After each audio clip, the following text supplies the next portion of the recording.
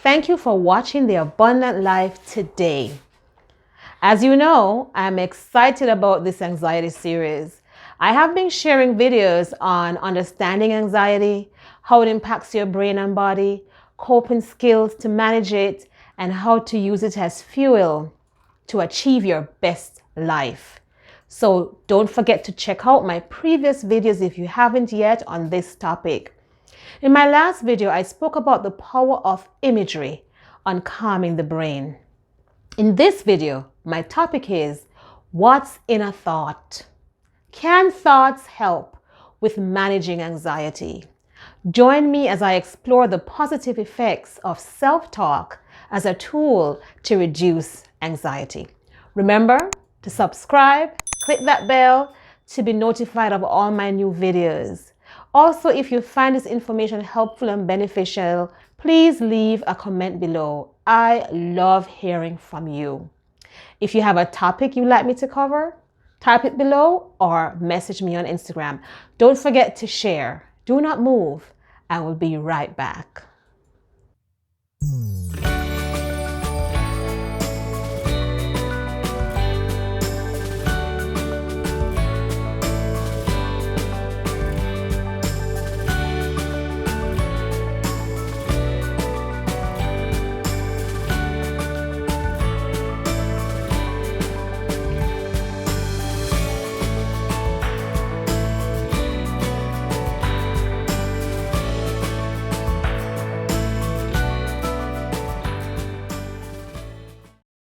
What's in a thought? A lot. Everything that we see around us was conceptualized first in the thought.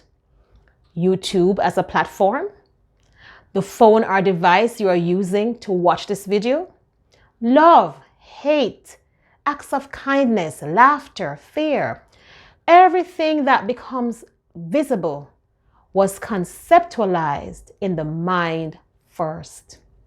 From a biblical perspective, in Mark 7, verse 21 and 22, it says, "For from within, out of the heart of man, come evil thoughts, sexual immorality, theft, murder, adultery, coveting, wickedness, deceit, sensuality, envy, slander, pride, foolishness." So what's in a thought? A lot, if we stop to think about it. If you start feeling anxious, whatever the trigger is, your mind is probably generating some fear-filled statements, such as, my life is not going to work out. What if something happens to my children? Will I ever be okay? Will I ever make enough money to take care of my children, myself? Can I trust people? Will I find love again? I could go on for days about the different fears we think about daily, the worries that we have about ourselves, our families, and about our safety. How we perceive and interpret events in our lives triggers reactions in our minds and bodies. Neuroscientists cannot see a thought on a brain scan. However, they can see how that thought impacts you based on the activity caused by the chemical reactions and neurotransmitters. When our thoughts are filled with the things that worry us, the things that makes us feel stressed, the things that we cannot control, we feel anxious. Those thoughts will trigger your amygdala and heart. So how do we take charge of how we are thinking and reduce our anxiety? How do we replace our fears with courage, hope, and purpose? Let's get into it. Step 1. When you feel anxious, stop whatever you are doing, if possible, and start doing your relaxation exercises. Remember, if you're not relaxed, Your memory and how you process information is greatly, I stress greatly, impacted. That is why I did videos on relaxation exercises first, because it is important that you are relaxed to perform at your optimum and move to the next step of addressing your thoughts. Step 2, investigate. What were you thinking about before you felt anxious? Usually, we might feel anxiety and just keep going, but that will only make things worse. If you want to take charge and be in control, then you must assess what triggered my anxious feelings. What was it? Was it a worry, past memory that caused feelings of fear? Once you have identified the thought or chain of thoughts or scenario that caused it, then you can either do something to solve the issue if you can change it, or make a decision to let it go and let God handle it if you cannot change it or control it. Let me use an example. You have an exam coming up. You start noticing that you're feeling anxious. You do your relaxation and then assess. You realize that you were thinking thoughts like, I might fail. If I fail, I cannot leave this job. I'll be stuck here. I can't live like this. I cannot do it. How can you turn these fears into purpose? Option 1. If you have not been studying the material for your exam and you do not feel confident from doing your practice tests or just practicing and assessing where you are, then you should be saying to yourself, I have not been studying. I've been too busy. What I need to do is schedule some time to study and know the material. Once I do that, I will feel more comfortable. This test is very important to me, so I must give it my best shot. This type of self-talk will place you in a mindset of purpose and not fear.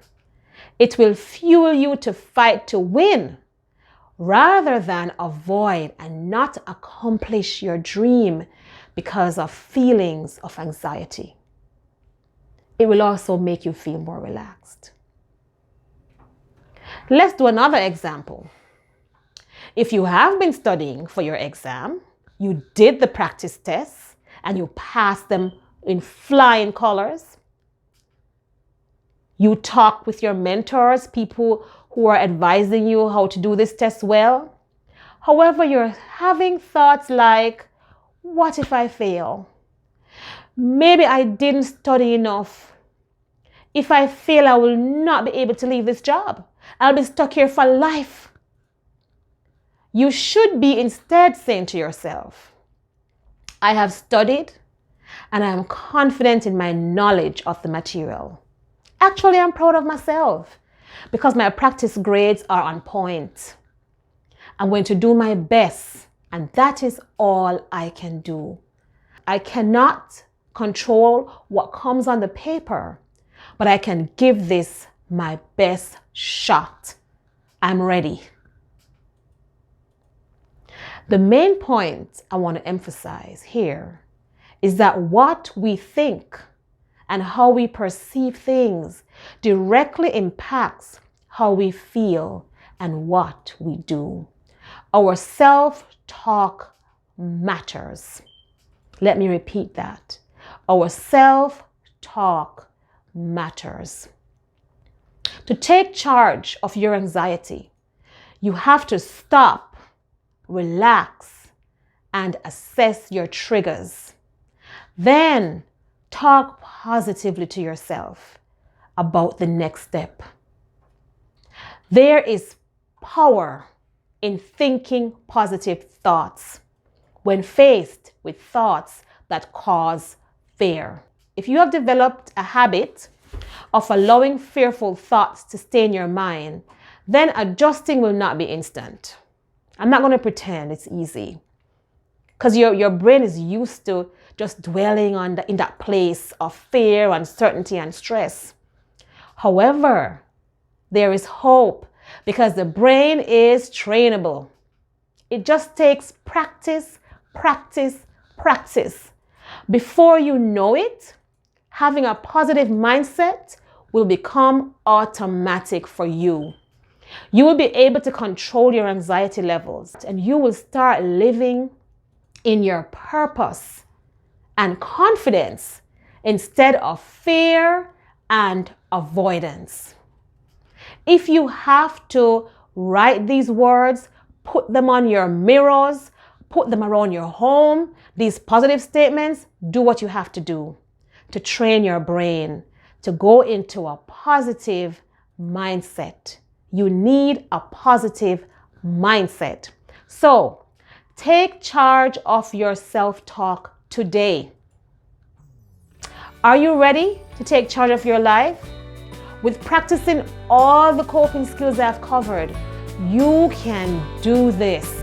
However, if you have practiced all these coping skills and you're still struggling, don't worry. Stay tuned for my next videos on when to seek professional help, how to improve your anxiety with nutrition. Thank you so much for sticking with me through this series. I hope you found it helpful, and remember to subscribe and share. See you soon. Thank you for watching.